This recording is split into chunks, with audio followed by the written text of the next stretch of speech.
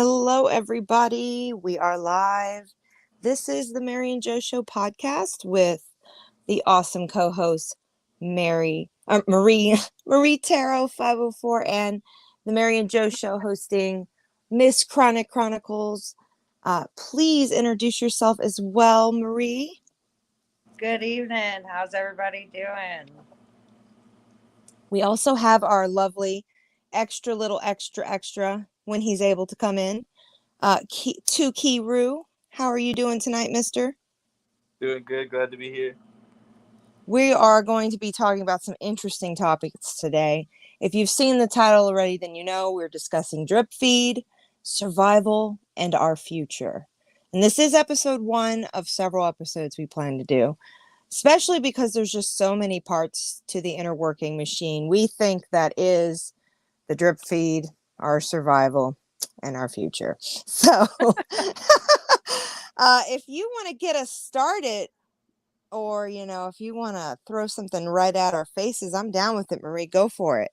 Okay, I do want to bring to the attention, because we are always looking in the true crime community. That's right. This, I might pronounce her name wrong, and you will have to link it below, Miss Chronic Chronicles. No problem. Kylie Rudini. She's a 16-year-old teen who vanished from a party of 250 people. This was in California in Placer County. Locals know the place as the Sanctuary, but 250 people were out at this party. This is a developing case right now, and they have no leads, and the mom is just looking for her daughter. So I do want to put that out see it? My goodness. For our listeners, if you see something, if you know something, if your children were at this party, it was at the Prosser Family Campground. And again, the locals know it as the Sanctuary. Interesting. 250 people, and this little girl has not been found. She told her mom at 12:15 she was going to be coming home shortly, and her mom said, okay, just, wake me up when you get home, a typical mom thing. I don't know what the situation was. Right. But, when Tim brought up what it was above, I'm not very familiar with California, but when he had brought up where it was above, you said it was a certain side of town. So maybe they felt a little security blanket that they were safe. Right. It's Northern California. My point is that I do not blame the mother in this. Letting her 16-year-old go to this party. I'm sure for 250 people to have showed up. Right. There must have been flyers and things. I think this thing was very promoted. I don't know. This is just my opinion.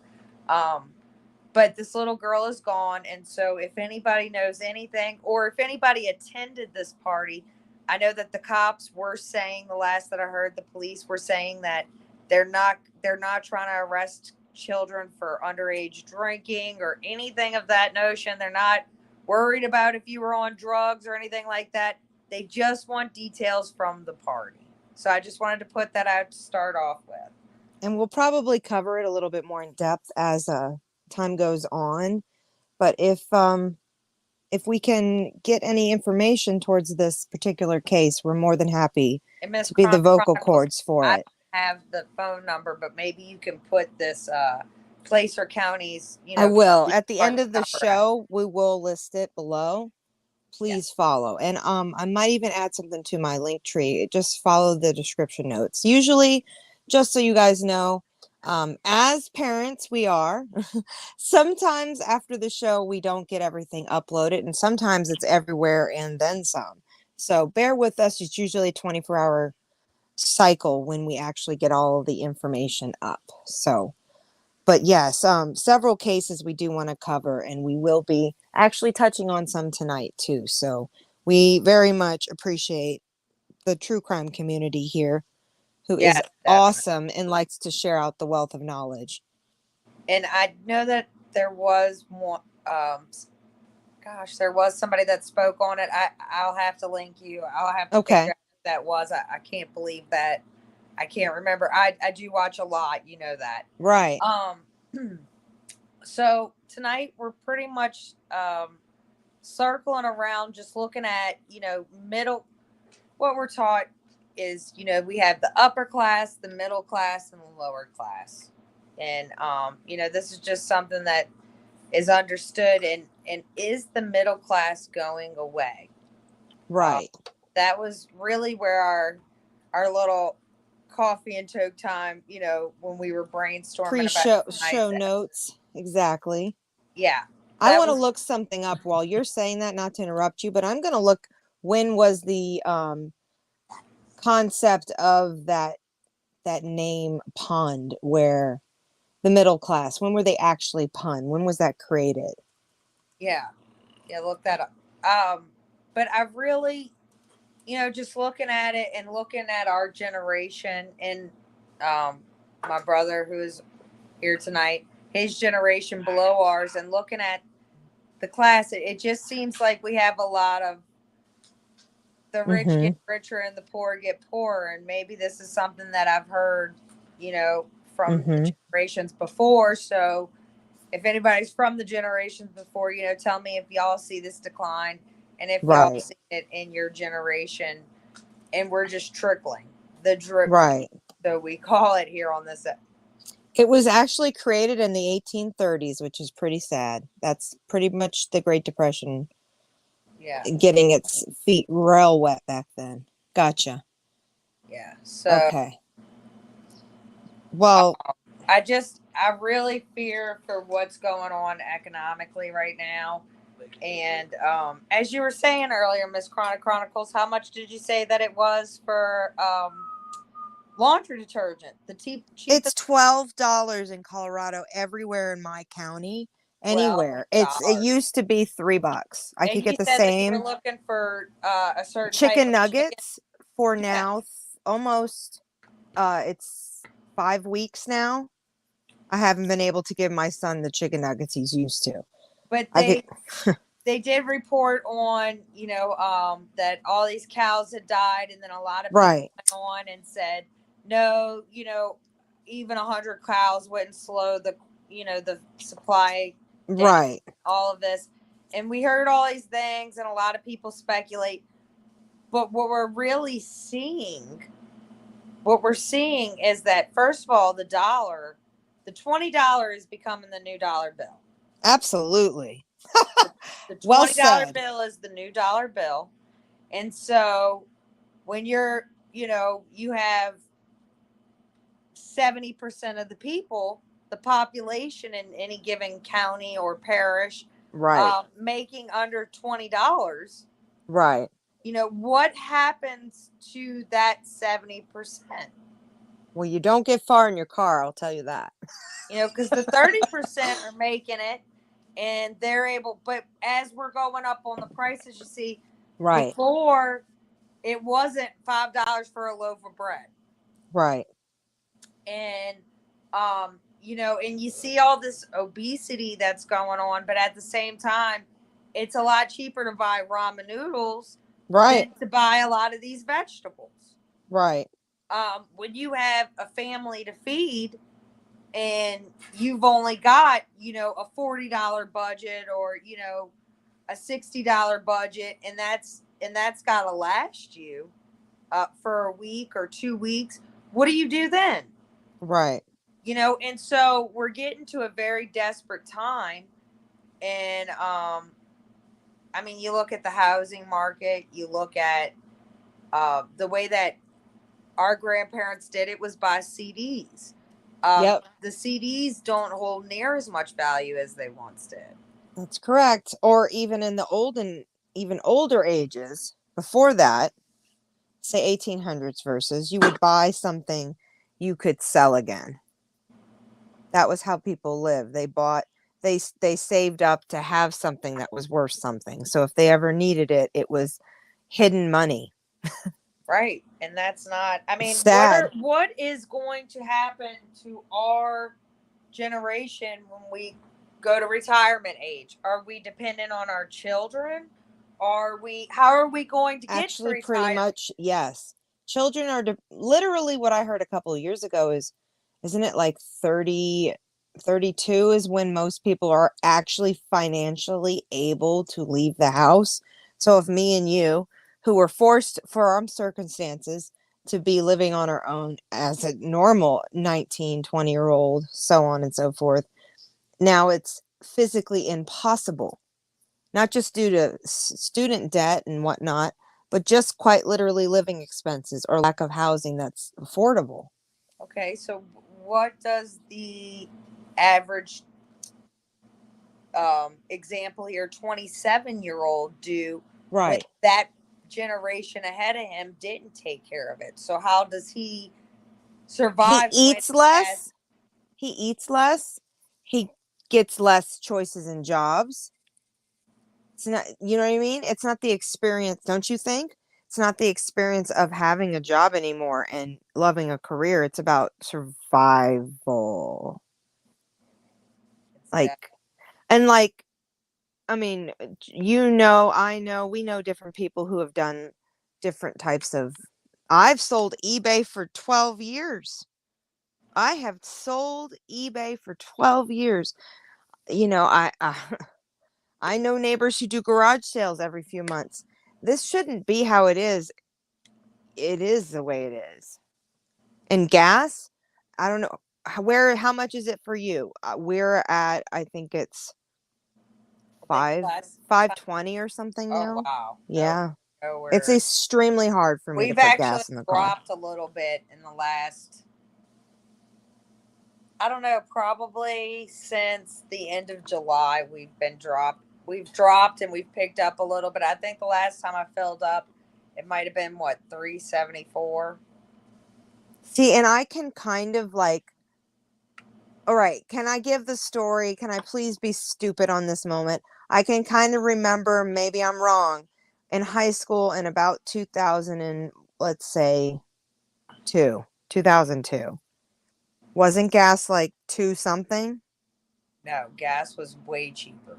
Well, Right? was it $1 something? Because that's what I Yes, remember, but I it feel like was my like brain's not $1 right. something. Wow. So I worked at a place called Baskin Robbins. It was a little ice cream place, and I usually had the car and the license to be able to do the things. And me and this lovely person, Marie over here, we were the only two that liked that we had a car and we could take it anywhere we wanted. And we had lots of fun racing and other things that you would do in Louisiana.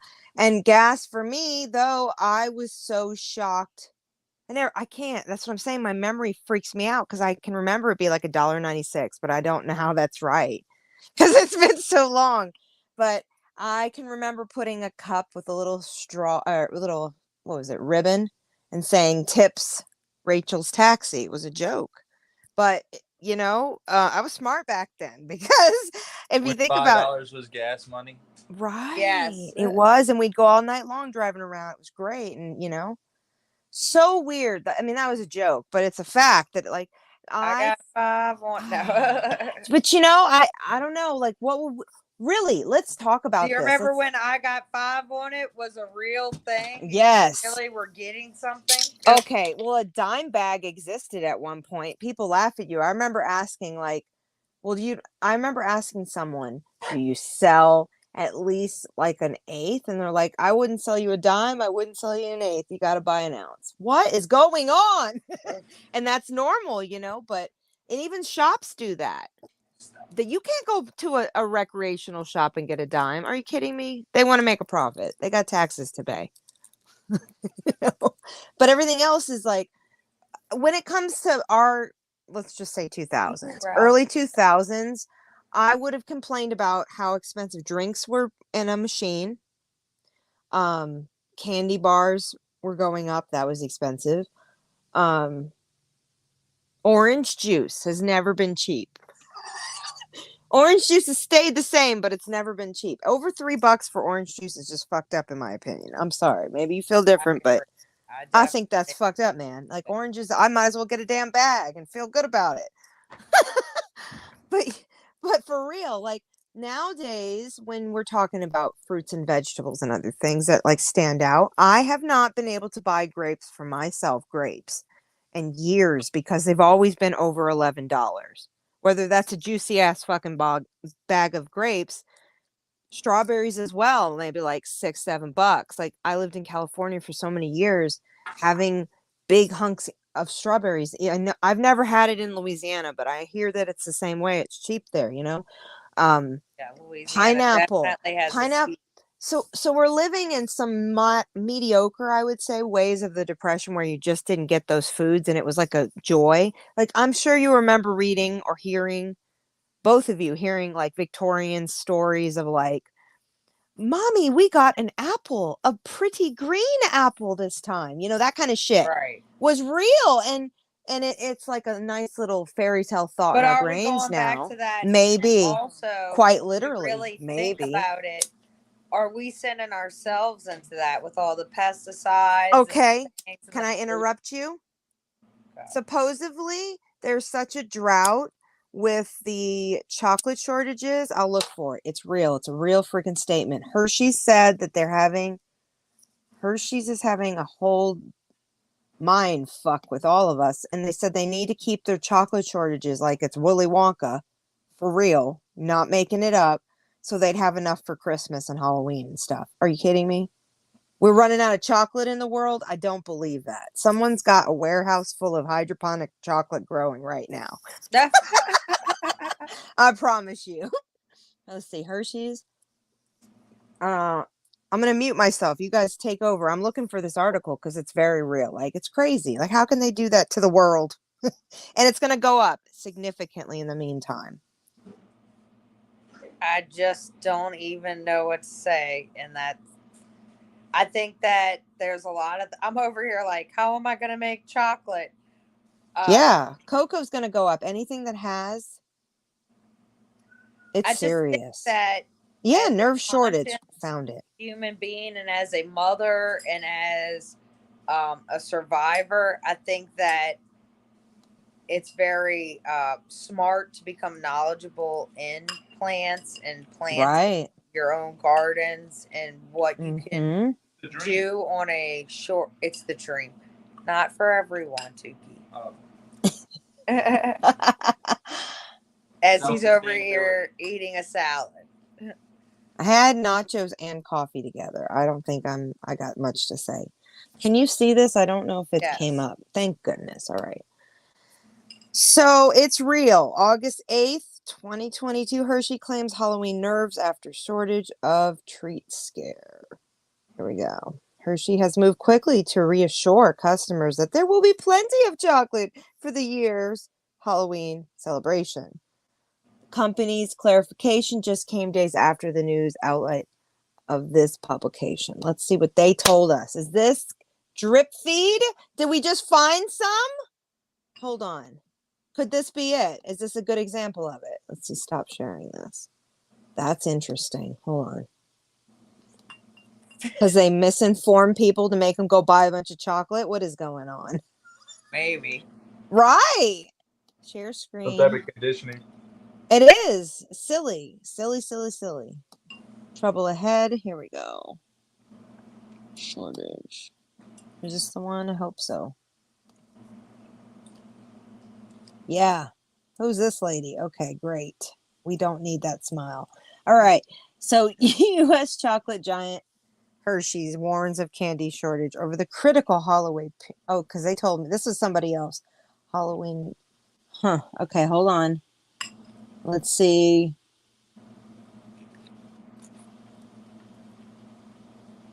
Only thing I can think, and this is just a really honest idea here, is that things like this are to trigger the stock market, trigger things like that. Like it's just silly because Hershey's a huge part of the economy in that way. It's not just the ingredient, you know. People are addicted. We could say it's like a Coca-Cola company. There are diehards. What time to have a chocolate scare than right? Literally month before September, before people buy all their crap. Yeah. To get all their cavities, which we all love here. Yeah, I love it. And me too. I'm a chocoholic. Just, you know, it's a fact. But, and I'm telling you, eventually Hershey's will go into the cannabis industry once it's legal for the country. But that's just another statement, another day. Interesting.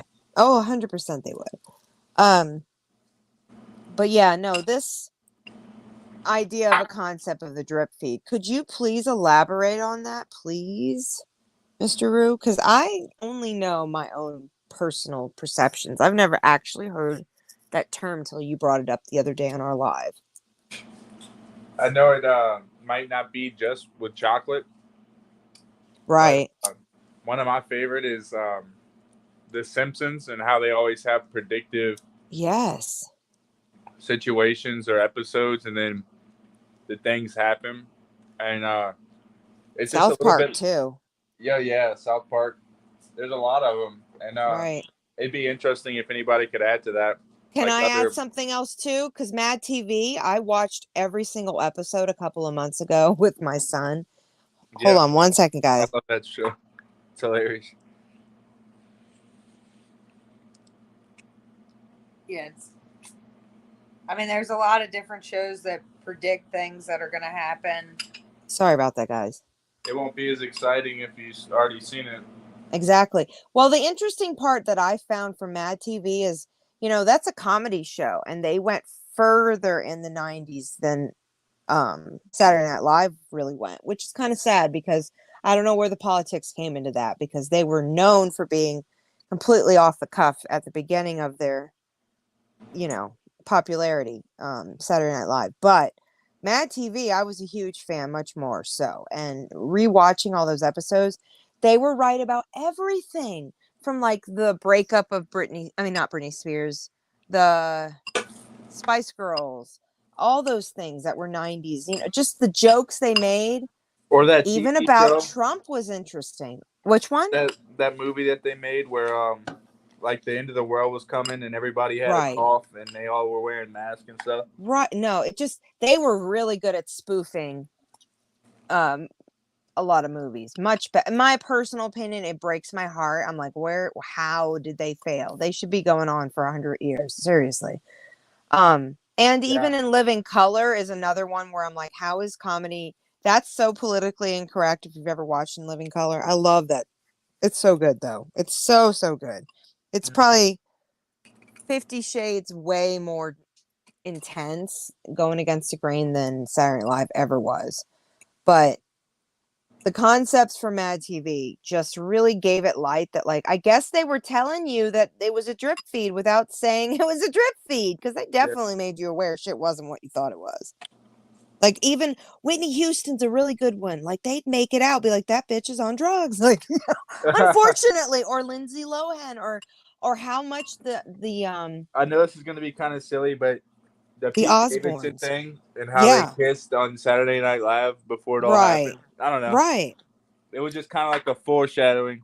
100%. Well, I've always thought it's kind of a little bit overly creepy how much South Park and The Simpsons, like, it's beyond. Like, they're best friends with the political side if they're able to tell us all that. They're best friends. How would they know? It started off as a major psychosis when they started the South Park episodes. And Do these TV creators like meet up?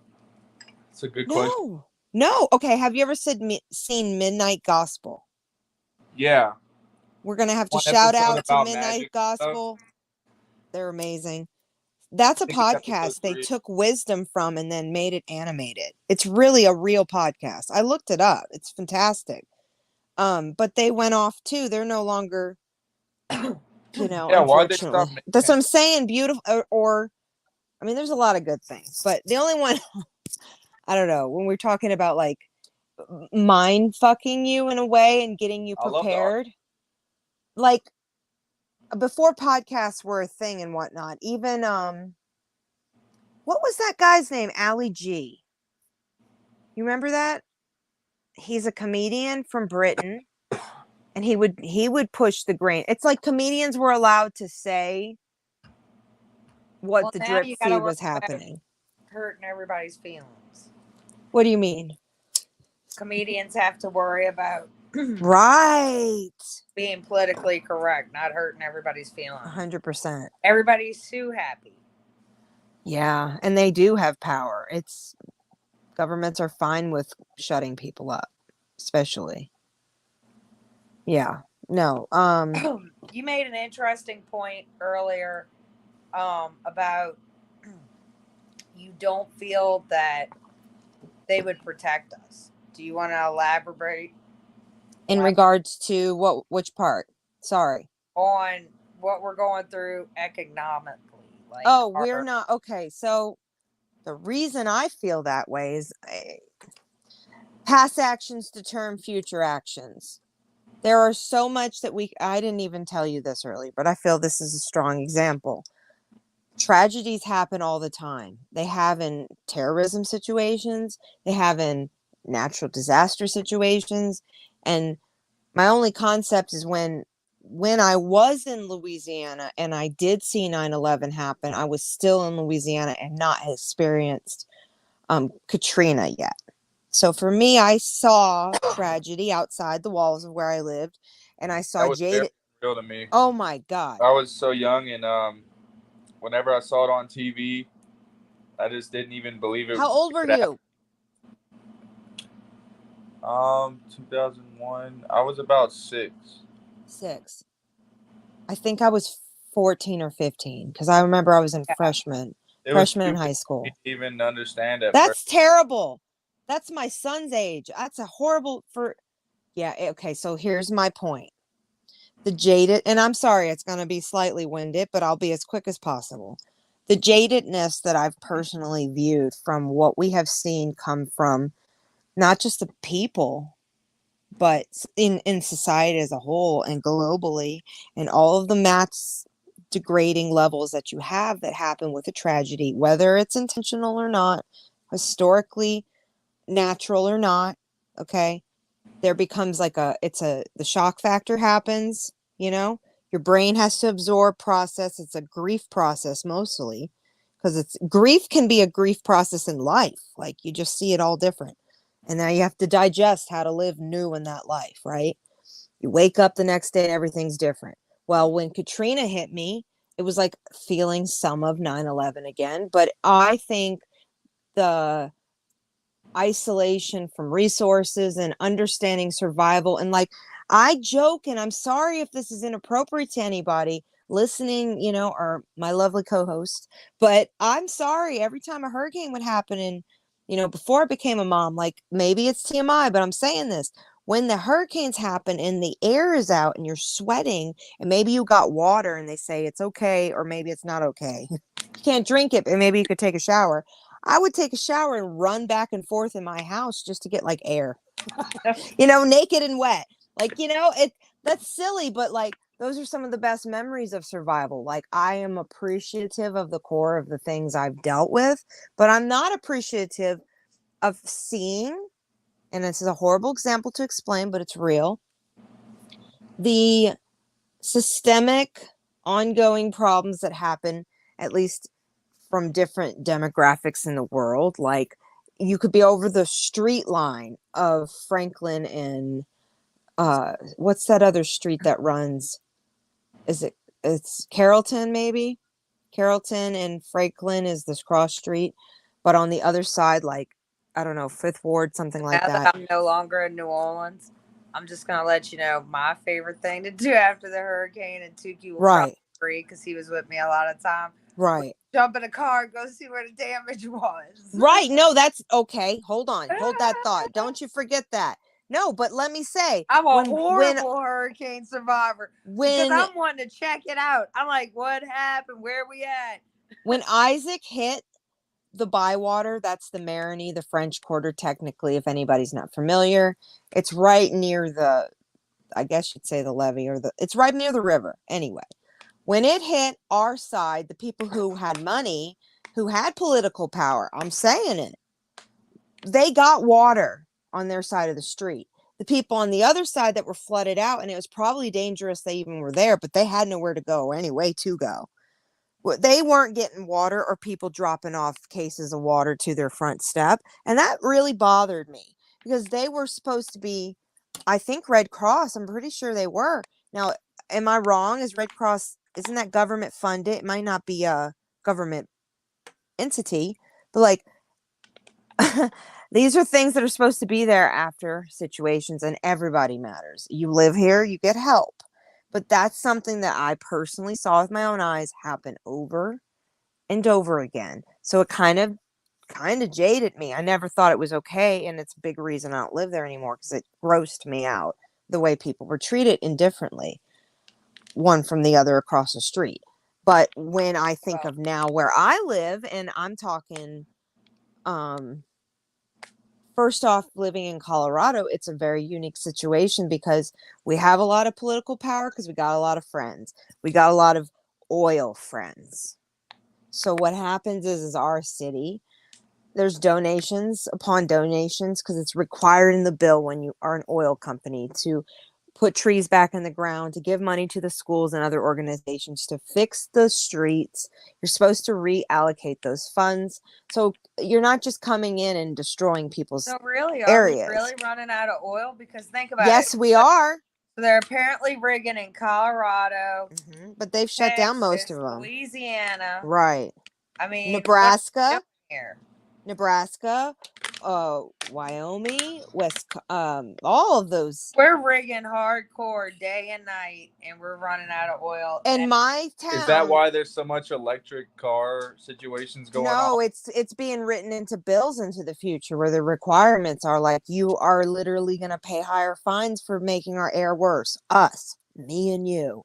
So they're rigging, like California is one of those states that we're already having trouble paying for our food, much less. This is the whole thing. That's what I'm saying. Like, we're so jaded in some areas that there's not enough fight for change, and there's not enough we can really, like, do you know anything personally? Because I only hear the argument in my area, Colorado, why things are more expensive, is they claim that there's less water in certain areas. And we will be covering a more in-depth conversation on that with Colorado and the water politics is what it is. Because literally, given an electric car to start off, they're never going to do that. Who's going to supply the electric cars? The electric company.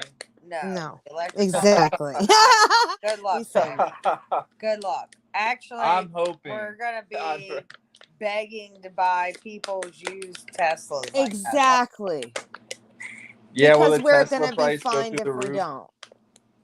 I just had this conversation with my son the other day about, because he asked me something about, he finally realized that, like, you have to pay money towards actually being allowed to drive the car you paid for. So you have to, like, pay money for registration and, like, plate tags and whatever else they require. And so my son's putting it together, and he was very surprised he did, because I didn't realize that till I was probably had to pay it.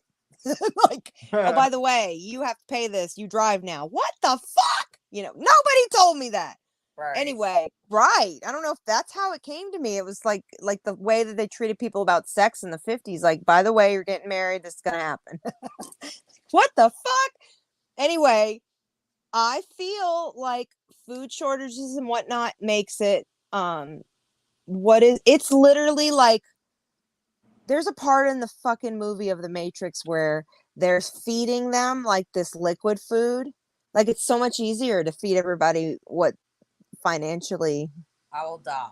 Right. No, I don't mean like that, but that's what astronauts have to eat. Like, but it's a okay. You didn't see me signing up to be an astronaut. Everything that's been going on since 9/11, in my opinion, and that's not conspiracy. That's just my opinion, due to, like, what have they been able to get away with and what are they going to continue to try to get away with? Is like, because you describing the drip feed. What do you think about this monkeypox virus? I don't know enough about it. I think it's like a great meme. But now they're having people do vaccines for that as well. That is terrifying. This is my question. Can you just let me know how many vaccines I need altogether to be good? You know, it's always a new number. I'm not comfortable with vaccines because generationally, how do we know we're not causing, like, issues for our grandchildren? Like, I'm sorry, I just don't fucking. I'm not okay with it. I'm not even okay with 100% of all the vaccinations that we give our kids when they're born. You know, so but I did what I was supposed to because I wanted my child to be able to leave the country. Now I'm sure he can't because we're not if getting. they know what's going on, then they should know how many vaccines we need. You know, it's just They're talking in our it's like a state. They don't fear-driven know what's thing. going on. They're talking in our state quite literally about newborn babies. That's the goal. You vaccinate them when they're born with this new vaccination. We all know what we're How talking about. many vaccines though? Like it's Isn't that next. crazy? So you're going to be born given these vaccines, and the next week there's going to be another vaccine. So I wish we could find that real This answer. is the thing. This is the thing. Okay, so the reason I mentioned about this whole car license plate is my son went on to this metaphor of thinking, well, wait, what else does the government make us do? And I was like, they make you pay for a driver's license. They make you do. And then I said to him, because it dawned on me that like somebody had told me this. I don't remember who it was, but it was an older woman, and said there was a period of time. I think it was Wendy, or my Wendy, that there was an older period of time where people didn't have seatbelts in cars, and we all know that. But do you really understand that? Like how much of an irresponsibility our government did not give a fuck? They let actually bullets on the road go and try to kill people, and they did. Yeah, So, they're like learning as they go. Right. This is a whole test study of like what foods can the people survive without. Maybe you got to go to fucking Hawaii to get your pineapples, bitch. You can't afford it in America unless you're one of us. You pay us this large fucking. Have a big pot, you know. You want that's another thing. Nuts. That's a delicacy. I couldn't get them in Louisiana. I moved to California. I'm like, oh my god, wow. I moved to Colorado. I'm like, that's what it tastes like. It's been so long, man. Like it's terrible. It's like I'm sure the people felt when they would and I don't know, speak for yourselves. Did any of your grandparents in front of you, great grandmas probably, great Gigi, your Gigi's, did any of them grab the sugar, the jam, the butter, and throw them in the purse? Did you see that? I had it. Did you see that when you were growing up? Like they stole the shit. Oh yeah. You did? I have memories. Yeah, They were like, we might need this. One time that used to like steal all the salt and ketchup. The whole container. They're like, they're here for us. This is our round. At home. This is our round. It's true. That's how Gigi was. I'm telling you. Toilet paper. I'm that person. I don't. I'll apologize to everybody if I'm in a hotel room with other people, and I'll be like, "Listen, I'm taking it, okay?" And they're like, "You need that?" No, I don't, but I am. This is a fact. Sorry. So toilet paper. I take that, and I take the freaking all depends. Kleenex. I take the Kleenex right out that metal fucking container every time. The ching, I take it right out. I'm terrible. I do every time. When I was with a name we can't name, that's, let's say, a name we can't name. When I was in Missouri with someone who could very much afford toilet paper and whatnot, I had shoved that in my purse, and we're walking down the hotel to leave, and he's like, "Did you really do that?" I'm like, "Yes, I did." And he's like, "You didn't leave any paper in there?" "No, I didn't." He says, "Did you steal towels?" I'm like, No. They count that. We're good. But I felt funny after because I was like, this is real. I know I learned this. That's straight up from depression and like ancestors, depression family members who literally lived it. And when she passed away, or you hoard things because you're worried, or you never know. And it has served me well. Like random wires and stuff. They like start the time machine one day. You're like, no shit. No, I got everything you need. No, actually, people call me for that. It's terrible. You know this. Some random Marie. No, that's bad. I've told people I have enough. I already have random. I got one extra random. We're good.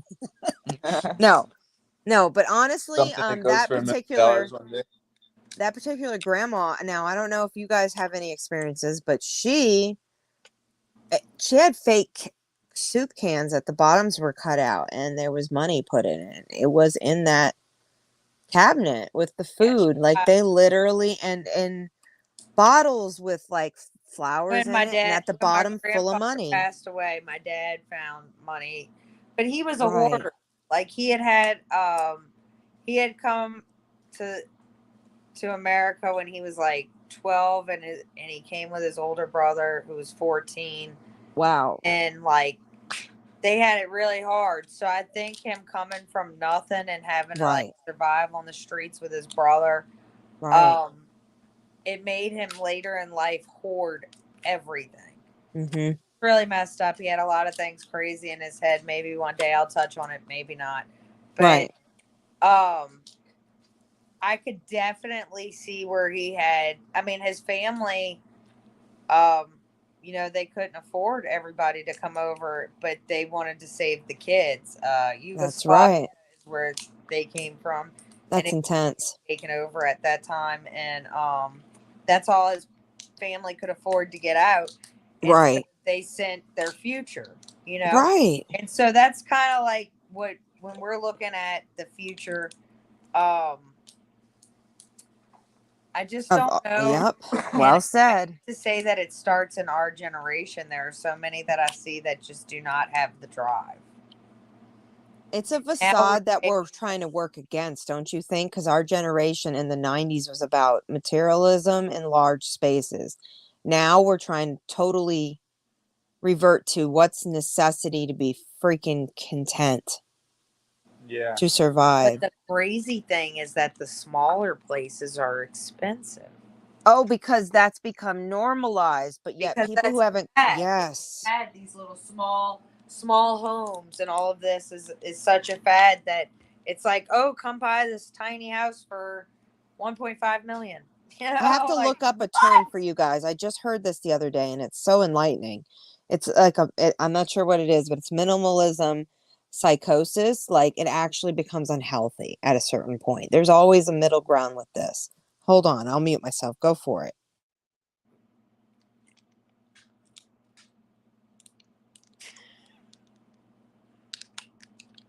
What do you have to add to this, Tiki Root? Yeah, pricing has gone up on housing, like apartments even. They're going for a lot right now. Yeah, that's a whole like let me just ask, what were you paying rent in? Not a house. You had a deal, my dear. But Yeah, I had a deal. I was paying $650 actually, and that mhm. was as low as I've ever heard it going. And my next door neighbor with the same apartment, maybe even a little bit smaller, was paying $850. Ah. And that was low. And then like a few years went by, and then it went up to like 11. Yeah, that's reasonable, but that's not reasonable. It's like I was so desensitized. 1100, and sometimes you have to make 3 times that a month. 100% is how people end up completely having a roommate, and then the houses are torn to shit because there's like 50 different people living in one. Oh no, no. Yeah, See, I once it can't got find past this thing. 1,000, it got uncomfortable, and that's for a studio, like with no bedroom and stuff. This is interesting. Why is Like the minimalism studios are just as toxic? much as the one bedrooms sometimes. That's weird. Okay, here we go. Here we go. This is the idea I heard recently. Why is minimalism toxic? Oh, hold on. Let me open it. Sorry, I apologize. Hold on. Share screen. And this is just a small little excerpt. We'll have to like probably cover it. Share screen. Which did make me go, Why is minimalism toxic? It is because it encourages you to only focus on having what you need, which means rejecting any opportunities to help other people with the needs. Ultimately, minimalism is the selfish shattering of opportunity. I'd be nice to see the wealthy 1% reject the pile, imitation of petty, and step into their own power. Like, I do think that there is something to be said about like, Sometimes we should have been taught to is stressful. save. That's the core of this bullshit. But we also can't afford to save because of this bullshit. It's my personal belief. Yeah. I mean, I don't know. how much did your family push you guys to go to college? Because, you know, I don't know. I don't want to interrupt, but No, go go ahead. for it. Me personally, I was expected that I did something more than I even did. And when I did go to college, it was extremely like pulling teeth to even be accepted because I had no financial backing. So to be accepted by Sally Mae and other things, what is it? Post prior to Katrina, I didn't qualify for any help. Actually, while I had dealt with Katrina, literally like hotel room waiting to figure out where to go, I got approved for my college. So it's pretty ridiculous that a tragedy had to happen to even get into the financial debt that I finally got into. And though mine is a lot smaller than many, only a year into college, it's still 10 grand to me is too much. So, and that was over 10 years ago. It's interest is interest. So how many people were like trapped, you know, and you guys, your stories yourself, like, did school tear you a new one and feel the pressure of everyone else? I mean, school definitely challenged me, but I had a different circumstance than you. That's right. I was pushed up until I had a child, and then I was discouraged. I Yep. continued on to go to college, Mm-hmm. fight the discouragement with my child in tote. So I worked at night and went to school during the day and made all the adjustments and did things that I had to do to survive. And um, I definitely did acquire a lot of debt. Yep. I didn't continue on after my associate's degree because I did have a child, and at that point I was looking at my debt and it was like, fuck, I'm gonna never be able to retire, you know? I Right. mean, I was not um I went to school honestly because I was working at a chiropractic office doing his billing and coding, and the man that owned the chiropractic office said, you know, Michelle, I want to pay you more. You're very smart, but you don't have the degree, you know, Right. and he really wanted me to go into billing and coding, and actually gave me a bonus when I left. You know, Mm-hmm. well wishing me because he knew that I was going to college, and I had at first we had enrolled together in the university, the Art Institute, Mm-hmm. and I had found out that they had an art institute in Tampa. So Mm-hmm. I went to Tampa to try to go to school there, and yes, I qualified for so much, and it didn't pan out because it became like 80,000 a semester or something insane, and I was like, how am I supposed to do this with a baby? Right. You know, Right. I had a 2-year old, and it was very discouraging, and so I went a different route. Luckily, I was an honor student in high school up until I got pregnant with my son, and luckily I was able to get some scholarships and make different moves and go to a different school, but it still was a university and still cost a good penny. So that did take a lot of loans as well as my grants. You know, I didn't have any Right. backing either, but I was a single parent. So, you know, I did qualify for financial aid. And Right. really, it still is with me today. I don't Yep. believe that Tim ever got into any kind of Tukey. Did you get into any kind of loans or anything? I don't think so. Not really, but I know the banks act weird. The what? I'm sorry. No, I never really got into any of this. Give us 1 second. No problem. No, I mean, I can understand completely. And I was there with her entire situation, but it was a whole world change because she was fighting to have her voice be heard as a parent. And I was not a parent. And I was, let's say, working so much, but yet dealing with health problems that just made it hard. So coming straight out of Katrina at that time, I did it as long as I could, a whole year, and financially screwed myself. The school was a private school, and there are good and bad things about that. But the main thing is, I think pressure does not build success. I feel like pressure makes it harder.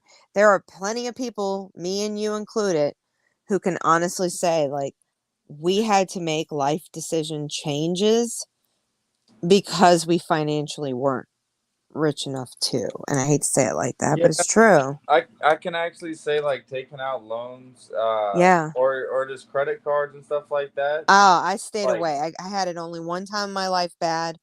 Cried myself to sleep, learned that lesson, never will have a credit card or again. like to get into school because you were like encouraged or maybe even forced to get into school, and then you have to take out a loan because you just simply can't afford it.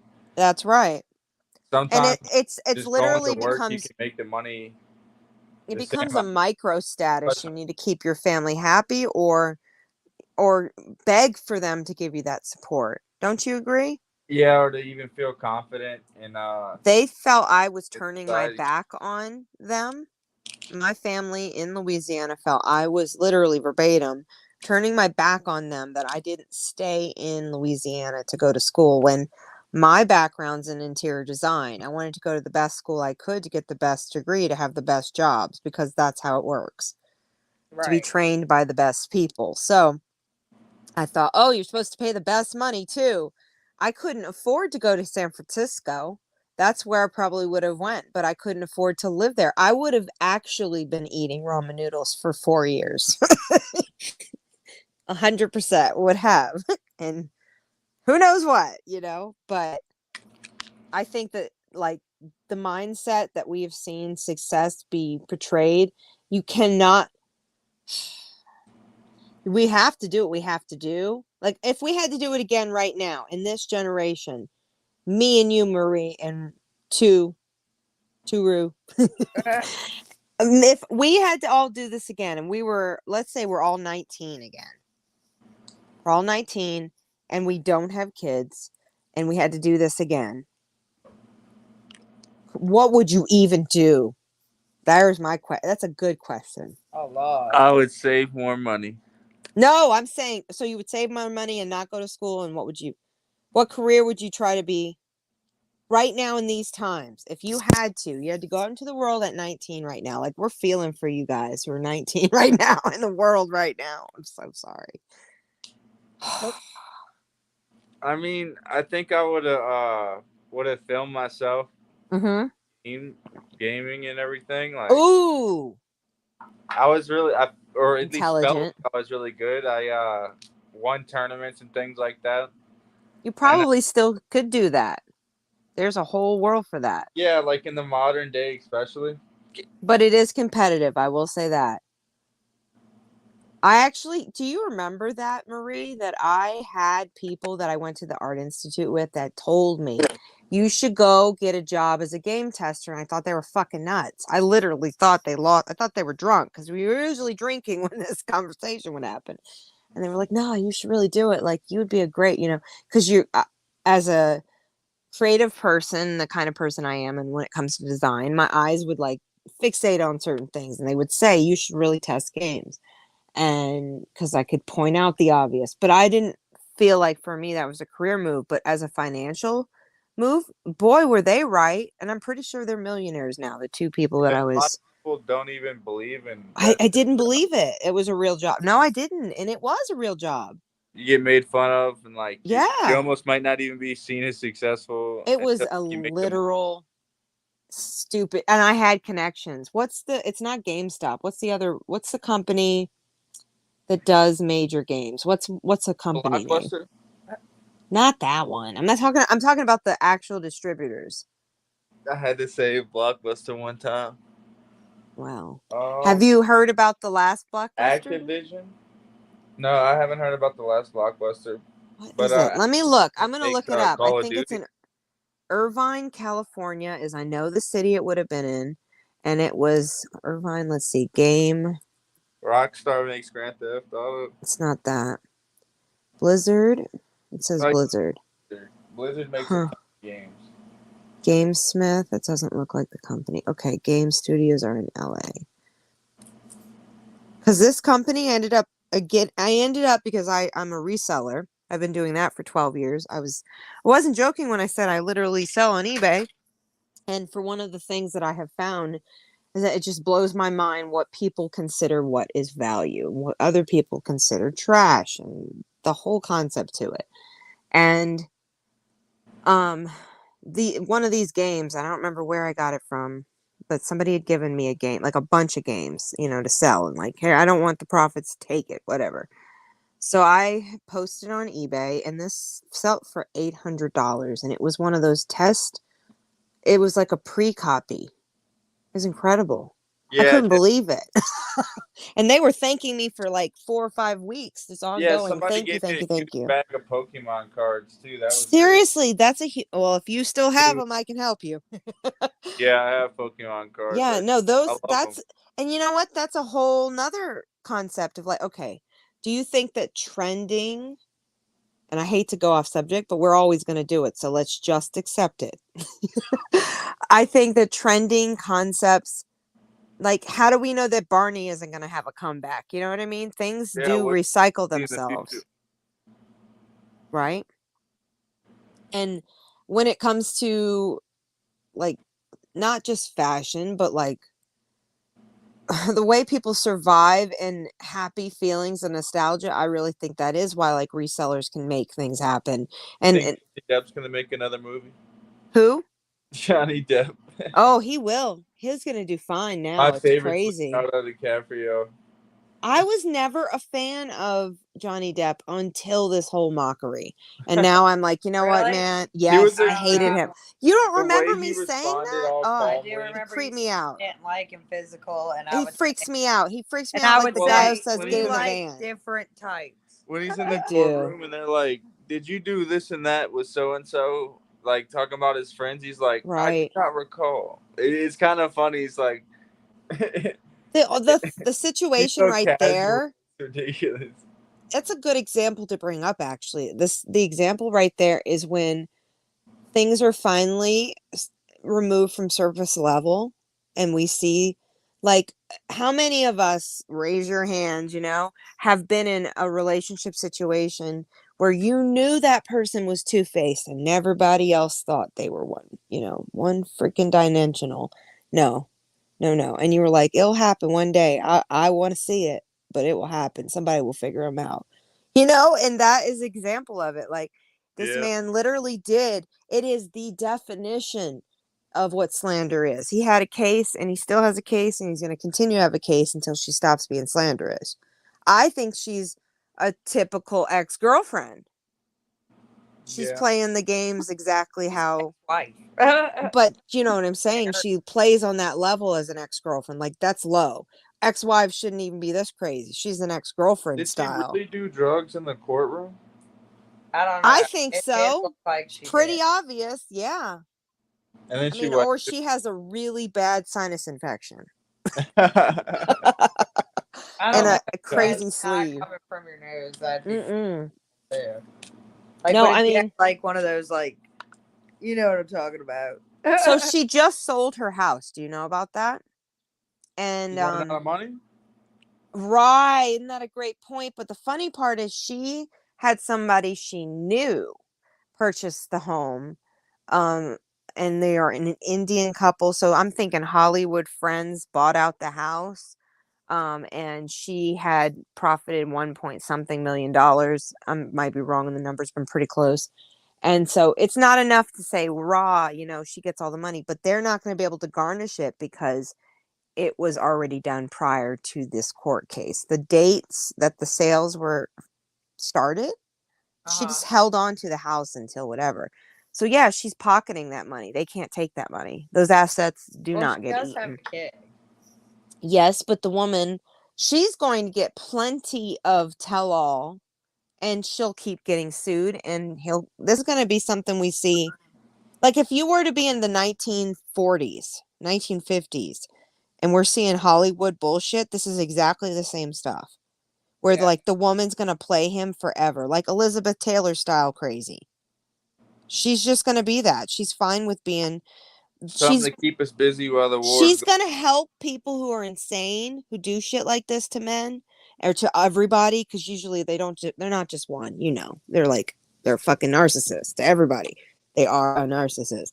Like, I point blank believe she's going to keep her name large and strong the whole time that she's alive. And doing Hollywood, they're just gonna, we'll see her go up and down. And then the point and blame, like, at first people would say that about Britney or other, sorry about that, or other celebrity people.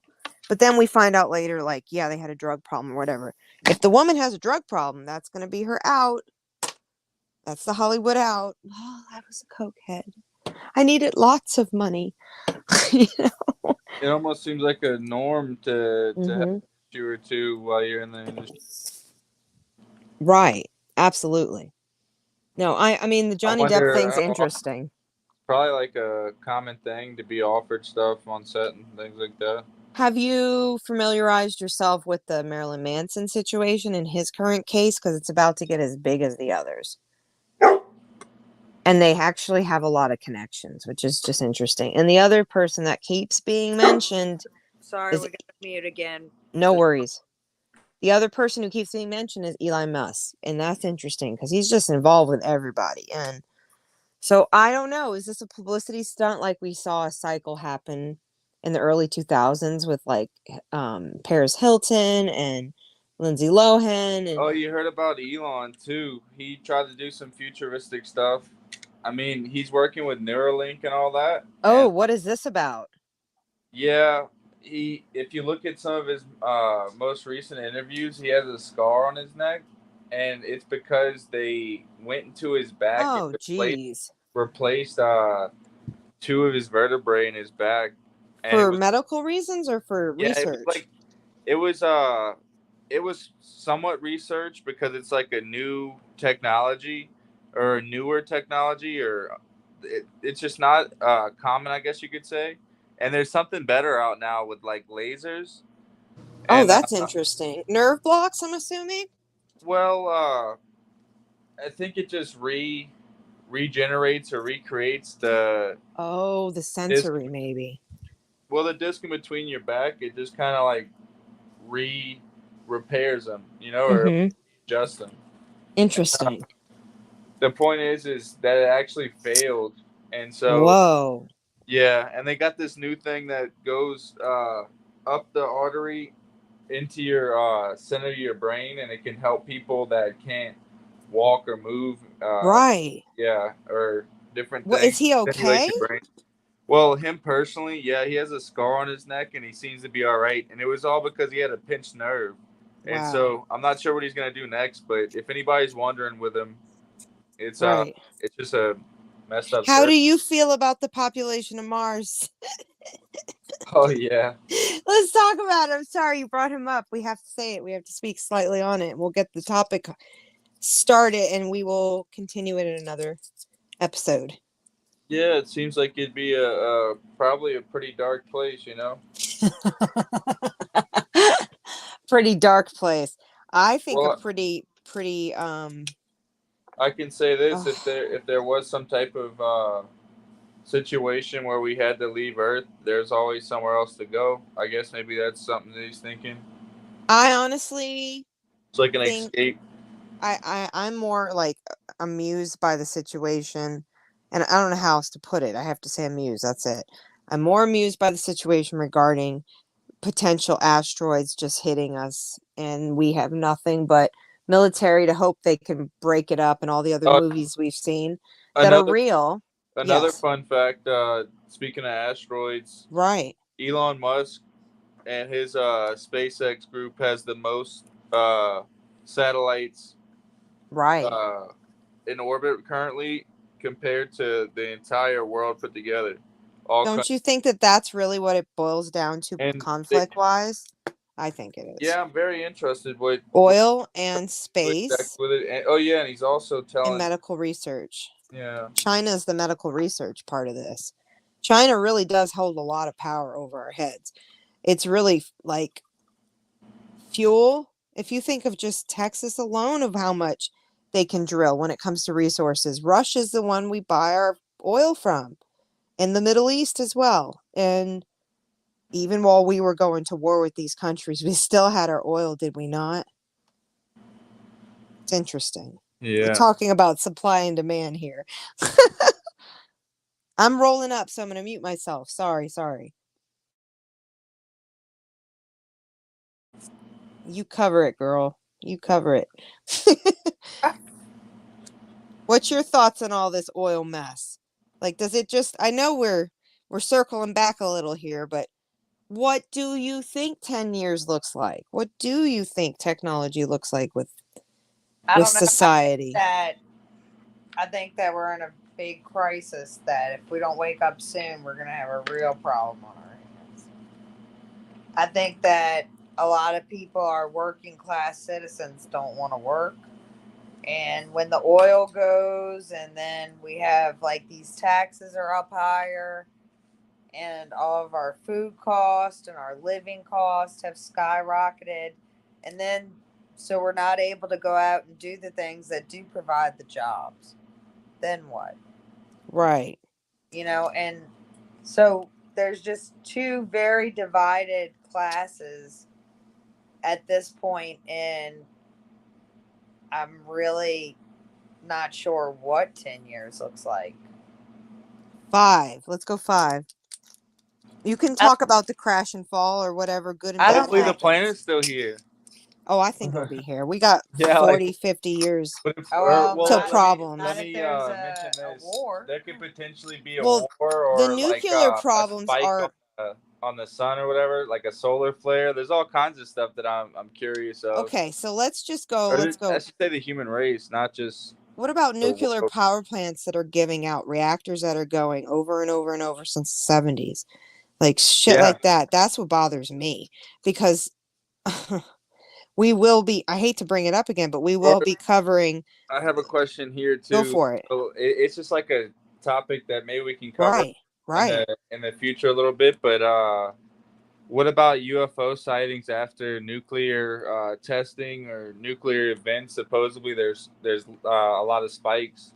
More and more. Yeah. See, I've never really heard about that. Yeah. And so we're on the edge of new technologies and stuff, and we're dealing with like antimatter or like. Okay, actually, I take that back. I'm thinking to myself, like, what if we start seeing some really interesting sightings? Did you know that I just watched, I'm pretty sure I screenshotted it. We'll be talking about it, but the Mothman prophecies, they've even said that is a potential nuclear response of like an animal they might have tested something on as a carrier bird, and that it had like deformities of long legs, more like a human, things like this. Random scientific testing that they think has happened, and due to what is it? Dead reactors they've left, which is just, I mean, I don't think it's literally that, but it's quite literally that. It's in the water, it's in the ground.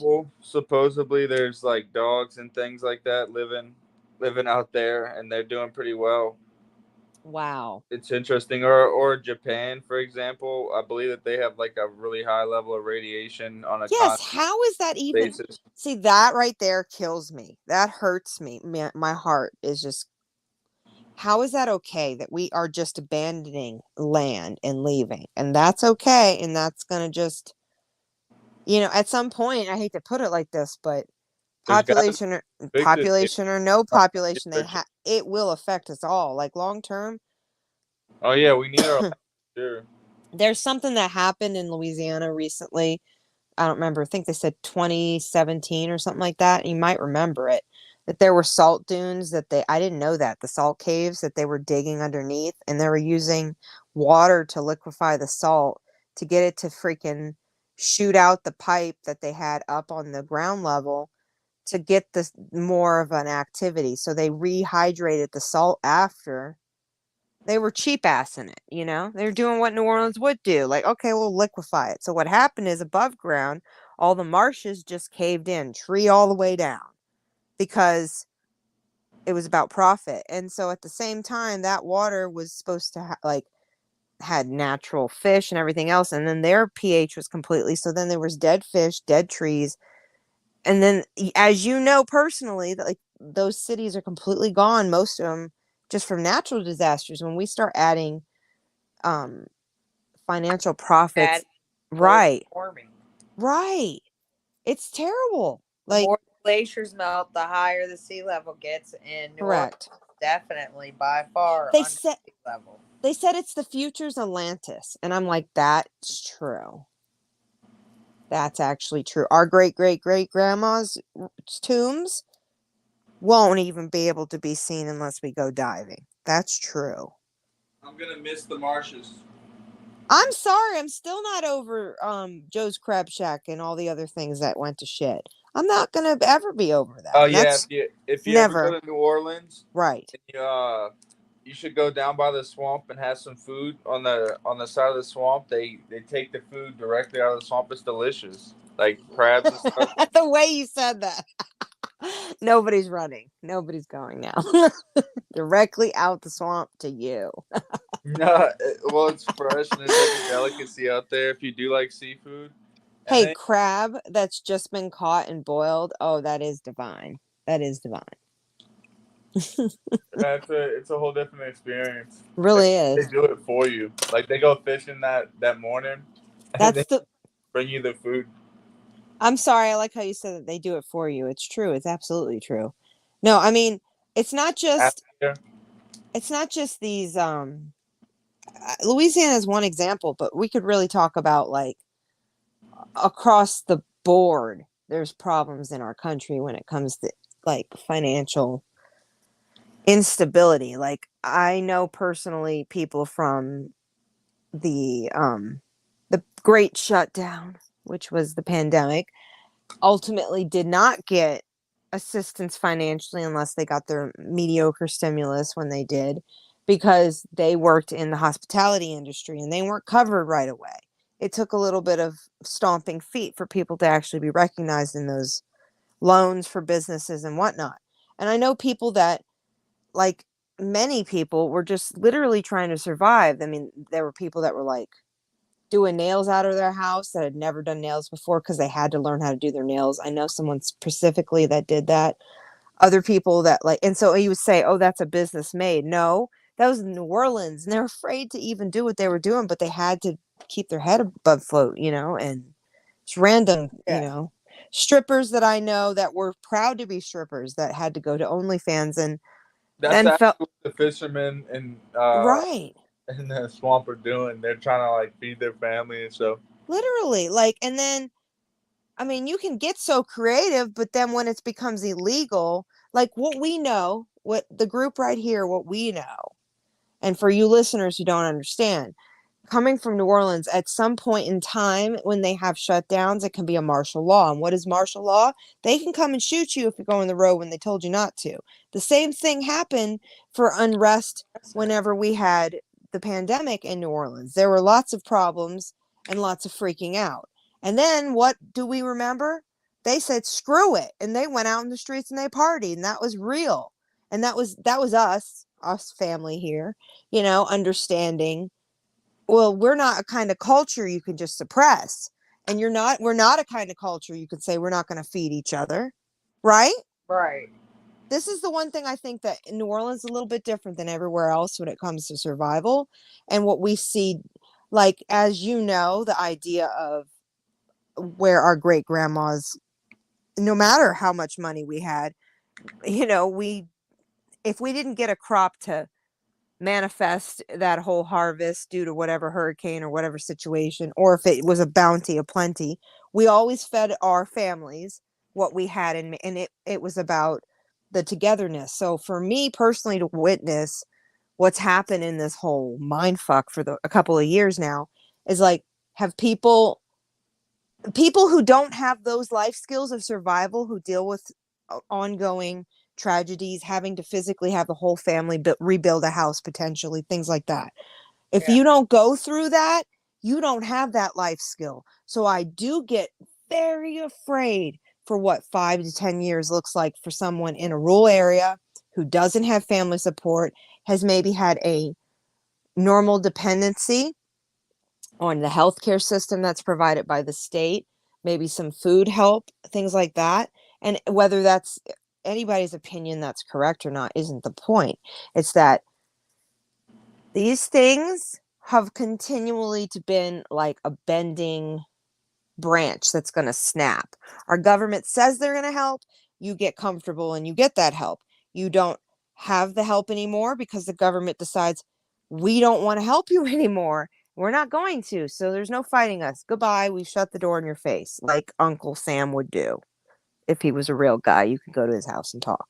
You know, like I really think that if unless you're from a place that is like even like West Virginia and things like that, like we on the West Coast who have the idea I'm kind of describing here of like comfortability or and really I don't blame a damn family out there who can qualify for anything, because there's a fine line in northern California. You're all strapped, right?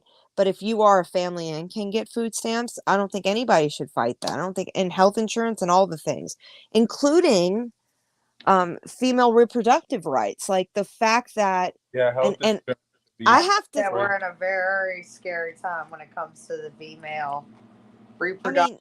I think we're gonna have a lot more. Lot more of these cases like Brooke Schuyler Richardson. Yes. I don't know if you remember that case, but that was that teenage girl who hid her pregnancy, had the baby in her bathroom while her parents were asleep. Yep. Then brought the baby outside and buried the baby in the backyard, and it wasn't discovered until I think it was 8 weeks later. Right. And she tried to cremate her baby first. She was this is what the situation is so sad, the whole situation. But that's just an example of one of many. Young and you just don't know what to do. That's exactly what it was. Panic. And honestly, fear. Like, I hate to put it like this, but I actually have two different friends local to where I live, not the exact city, but let's say they have a hospital within 10 minutes. I have a hospital within 45 minutes. There's a difference. But these people I went to middle school with, that I'm still friends with, hopefully they're listening. One of them had their child on the bathroom floor, knew they were pregnant, but was so inexperienced and did not have the support and came from a low economic standpoint that she had the baby on the floor. And think about that shock of you have the baby. Same situation with this little girl, has the baby. My friend didn't have any complications. She was just freaked out and had to wake up her family, like still having the umbilical cord, like traumatic. And of course that affected her in her life. But if you think of this child, like to bury in the backyard, but as far as I understand, she didn't hide it, did she? What do you mean hide it? I think she admitted it immediately, did she not? I don't think she fought on it. I can't remember the case fully. Questioning, yeah. Well, what had happened was she went to her OBGYN for birth control pills with her mother. And when she went in, she found out she was 8 months pregnant. Gotcha. And for whatever reason, the doctor's office gave her the prescription still for the birth control pills. So the little crap. Well, the little girl went out of the thing, went and filled the prescription with her mother, and never told her mother that she was pregnant. Wow. She then, her and the little boy that she was pregnant with, I believe, broke up, and she got with this other guy, and she went through school, and she counted her calories, and this poor little girl had. I remember that part. Yep. And the mother purged it. So she went to her prom with her boyfriend and was in active labor at prom. And she had told her boyfriend that was the worst cramps that she had ever had. Like that. And then the next night, she delivered the baby. And she did whatever she did. And she did, and then I think 8 weeks later is when she went to the doctors. Her mother figured for a refill of Right. the birth control pills, and when she went in there, the doctors asked her, well, the last time we saw you, you were had a healthy baby, you were pregnant. Right. What happened with the baby? And she told her OBGYN that she had the baby and it was dead and she buried it in her backyard. Right. Right. That's what I remember. That she just that's what makes me think so naivety that you would just say it like. Very young. If you watch any of her interviews, she was We extreme. should absolutely cover that, and we will, listeners, because that's we'll do it as a reaction video of the behind the scene camera police videos, interviews and all. The court too. I believe I've seen some of her court case, right? She didn't just plead out, did she? No, I believe she did go to court. Yes. I mean, just very sad, very sad. And we're Extremely going to see sad. a lot more of that because now that they have banned abortions, we're going to see a lot more of These circumstances. suicides. 100%. Little girls are going to try to abort the baby on their own. Right. We're going to see a lot of situations. And a lot of these girls aren't even, unfortunately, a lot of these girls are dealing with a lot of SA. And it could be in the home, it could be, a neighbor, it could be a family member. I mean, these girls are getting. Did you know that in And now they're not going to. Alabama specifically that they are due to the abortion and all the other laws, they are actually they have banned already some of the medications that help transgender people go into their transition. And so because it's political, these places, there's less and less compassion for people. And that creates, I think, a lot more of like a very disrespectful, like, depression's gonna get worse up. So we have a co-host that may have a little issue with her charger. If you end up losing me, just I will end the show, but hopefully No worries. we can hang on here.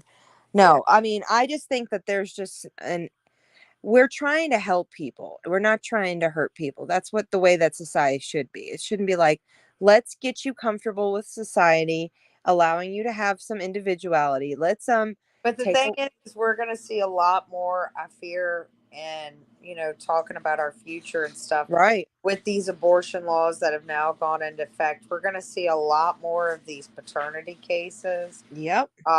We're going to see a lot more. 100%. That's expensive. Suicides. We're going to see a lot more overpopulation, which is really big time now. Right. We're going to see a lot of things that are just not good. And I get that there are a lot of people out there that are completely against abortion, and that's right. they believe every life counts, and the second there's a heartbeat, it's, there's many, whatever. Right. But opinions are opinions. We as a society need to take a look at what we're not protecting now by doing this. And these are these young girls that are never really going to have a shot because, and I had a child young. I am not sitting here saying that abortion should be birth control. Right. I don't I either. am no way agreeing with that. Look, when my son was conceived, we knew what we were doing. And I was 17 and I took on the responsibility of having a child because I laid down and made that child.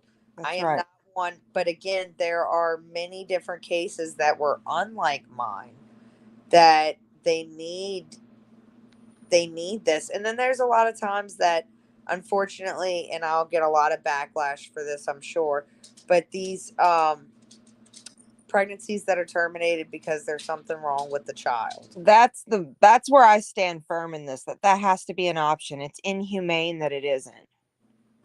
It's inhumane. It's hard to say, that as that responsibility, because then what happens to that child if the person that is going to birth this child knows that they're not equipped to take that on for whatever reason, Right. and so they I can't feel terminate like it. So then does this child go into foster care? I was just gonna Then say that. what Like, kind whose of life responsibility now? But is it? I think the people who argue, and I feel this strongly, the people who argue that they have a right over my decisions are the people that should be building buildings, donating all their money, and doing the things they talk so highly about. Otherwise, they're pointing fingers. And I am not someone here on my podcast or on my platforms telling people how to live. But in my personal experience, it's no different than like brainwashing people into believing they should live a certain way, even if they substantially cannot get the career they want. If you can't be the parent you want, nobody should force you to be something you can't. But then we have all these broken homes, and um Say it again, girl. You're cutting out. Are you there? Broken homes. Broken homes. Can you hear me? yes. Okay, broken homes. That's what you're saying.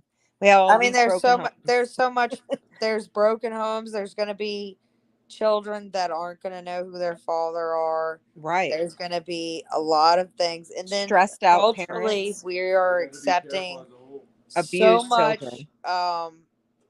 so much sexuality and things. And there's nothing Right. wrong with that, but it's going to trickle.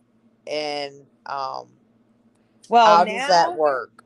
well, How does that now work for future this generations? supercharges the spiritual conversations we've had. So if you're interested in what we're talking about, that please go check out our last two podcasts on spirituality, because I think it triggers quite a bit of that concept. We're all quite literally, somebody's got an upper hand when it's all about, we used to have choices. We're losing choices. We're losing access to proper food, to proper health care, to even a way to save our money. So the less control we have over all of our resources and our actual choices, this is not good for our kids. This is not good for society. And unfortunately, it's not just here. This is across the globe. Yeah. In lots of different places. Globally, yes. Yes. I think the only sad part is America's the only one doing this lovely debate on abortion. Everyone else thinks we're barbaric, including Africa, which is sad. Did you know that? Africa. Not South Africa. Africa. What the hell has that? We're talking tribes, girl. Think we should be able to have that right. I think that's magical. That's amazing. Are you there? Yeah, just a different time. I don't know. It I don't is. know where we're going into, but this has happened before, and we learned why we made abortion legal to begin with. What We're has taken been, away. and feel free to not answer this question, but I'm curious from parent to parent. Excuse me for coughing.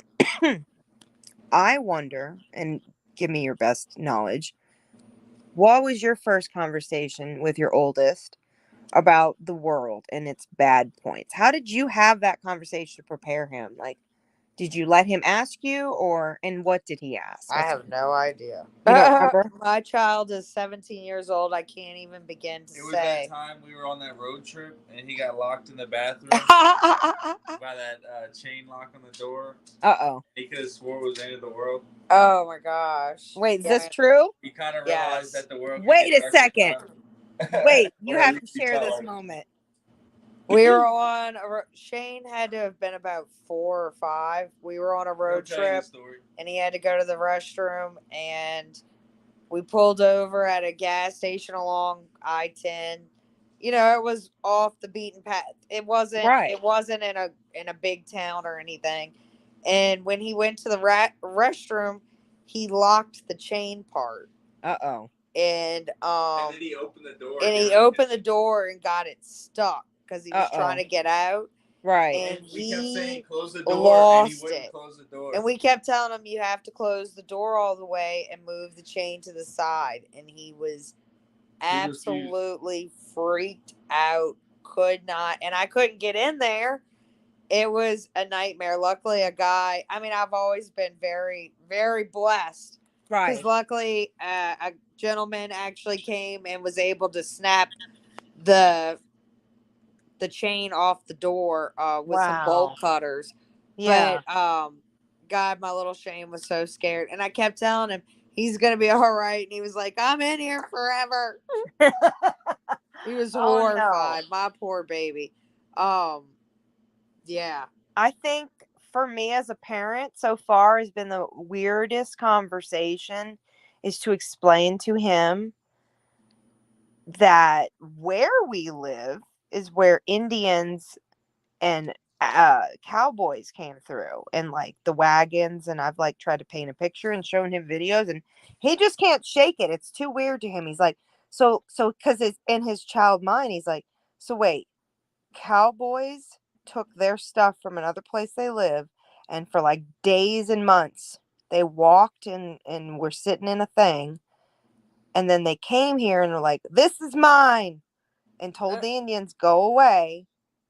Like it's too, so like, I'm not even there to explain to him war, that's not, I haven't even explained it, but he's just like, how can people just do that? So, and as a child being a 6-year-old, that he's never been a greedy kid. He's never like held toys and been like, mine, So I don't think he naturally has that understanding, but to understand that that's my first introduction to him, that there's like bad people in the world that existed and just took things, like just kind of, like hurt people, unfortunately, like, because there's so many times in our history, like, and when I go back into my brain, I'm like, what, I guess maybe Hitler's the one thing that points out, like, that really could, that there were people that cruel, like, I wasn't this. I grew up here as elementary school in Colorado, and most of our curriculary was about Indians, but I never looked at it as like poor Indians. We took your land